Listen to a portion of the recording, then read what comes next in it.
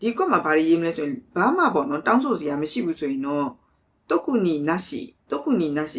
အထွေအထူးမရှိပါဘူးလို့ရေးလဲပဲရပါတယ်တော်တော်ဒီမှာလည်းပဲထပ်ပြီးတော့ကိုယ့်ဘာသာကိုအပီးလုပ်ချင်တယ်ဆိုရင်နောက်အလုပ်မှာပေါ့နော်ဘယ်လိုအလုပ်ကိုလုပ်ချင်နေဆိုတာကိုဒီမှာရေးလို့ရပါတယ်ဥပမာအားဖြင့် kitchen မှာလုပ်ချင်နေဆိုရင်တော့စားတောက်ဆိုင်ပေါ့နော်စားတောက်ဆိုင်ကိုပြောတာပေါ့နော်စားတောက်ဆိုင်ဆိုရင်တော့ kitchen မှာလုပ်ချင်နေဆိုရင်တော့ kitchen の仕事がしたい kitchen ကို希望しますစသဖြင့်ပေါ့နော်ရေးလို့ရတယ်တချို့ကကျတော့အလုံးမထွက်သေးဘူးเนาะအလုံးမထွက်သေးတဲ့အတွက်ကြောင့်မလို့ဖုန်းတွေပါရေးဆက်ရင်ကို့မှာမအားတဲ့ချိန်တွေရှိတယ်မလားအဲ့လိုမျိုးလူတွေဆိုရင်လည်းပဲ在職中のため勤務中に電話に出られない場合もありますစသဖြင့်ပေါ့နော်အခုလက်ရှိလုံးလုံးနေတဲ့အတွက်ကြောင့်မလို့အလုပ်ချိန်မှာဖုန်းဆက်လို့မရပါဘူးဆိုတဲ့အကြောင်းကိုထည့်ပြီးတော့ရေးလို့ရပါတယ်ဗရန်တိုင်းနောက်ပိုင်းဆိုရင်တော့ဖုန်းဆက်လို့ရပါတယ်ပေါ့နော်စသဖြင့်ရေးလို့ရပါတယ်ဥပမာ6လပိုင်းလကုန်အခုအလုပ်ကနေပြီးတော့ထွက်မှဖြစ်တဲ့ကြောင့်မလို့10လပိုင်း1ရက်နေ့ကနေစပြီးတော့